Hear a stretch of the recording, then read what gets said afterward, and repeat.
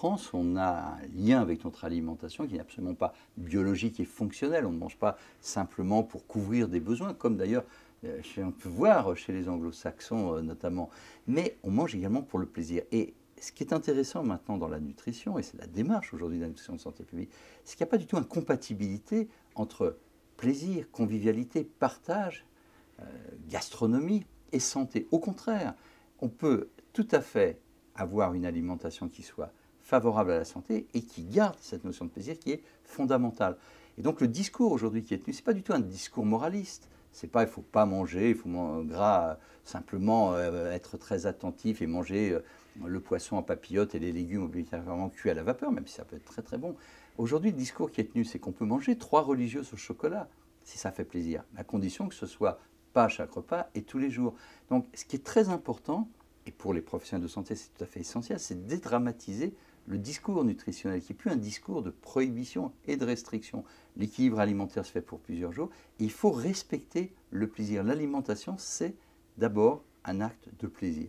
Mais manger un bon plat de légumes peut être un vrai plaisir, ça n'est pas une punition. Manger des bons fruits, ça n'est pas une punition. Manger des féculents peut être tout à fait un plaisir. Donc il faut restaurer cette image et ne pas donner l'impression simplement que les produits plaisir seraient obligatoirement des produits qui ne seraient pas bons pour la santé, ou à l'inverse, que les produits bons pour la santé ne seraient pas des produits plaisir.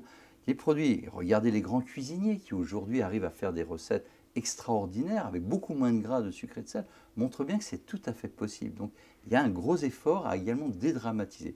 Mais il est fondamental d'associer plaisir et nutrition. Et c'est une spécificité du programme national de nutrition santé en France.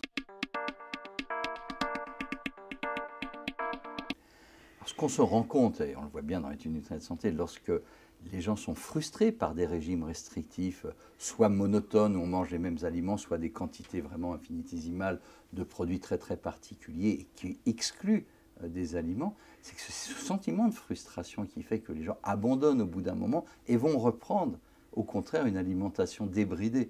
Donc oui, il faut garder le plaisir et c'est pour ça qu'on a un échec des régimes, et c'est pour ça que le bon sens, qui va être de dire peut-être modérer les portions, réserver certaines occasions, certains types d'aliments, sont beaucoup plus efficaces car on n'entraîne pas ni de perte de plaisir, ni de frustration, ni de culpabilisation. Donc il faut vraiment qu'on dédramatise la nutrition et bien montrer que ça n'est pas la diététique traditionnelle telle qu'on la voyait, qui était obligatoirement stigmatisante, culpabilisante, extrêmement frustrante.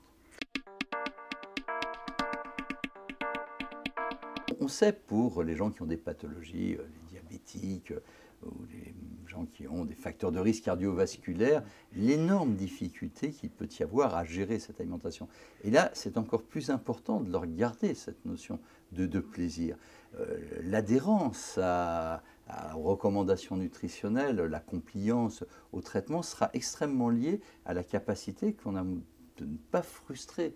Donc, on est de plus en plus ouvert à des conseils qui réellement respectent les habitudes alimentaires, le plaisir, et le plaisir qui est individuel. Certains vont aimer tel type d'aliment, donc il faut à chaque fois adapter.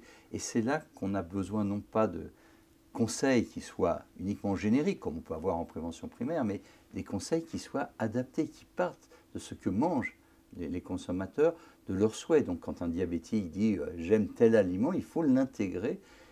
Par contre, quand il n'en aime pas tel autre, ce n'est pas la peine de lui proposer. Donc, il faut aujourd'hui qu'on personnalise, bien sûr, tous ces conseils, toutes ces recommandations, toutes ces prescriptions pour les patients qui portent des pathologies et pour lesquels la nutrition est un facteur qui va jouer sur le contrôle de leur maladie ou l'évolution de leur maladie.